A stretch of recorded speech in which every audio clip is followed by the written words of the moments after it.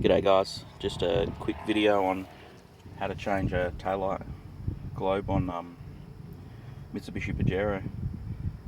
Phillips head screwdriver. There's just two screws, just open your back door. One screw there, one screw here.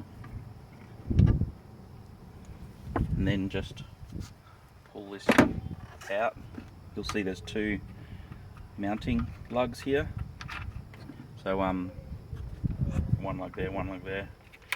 So yep, pretty much just unscrew these anti-clockwise, change your globe, and then screw them back in tight. Get the lugs lined up with the holes, push it back in again, and then put these two screws back in.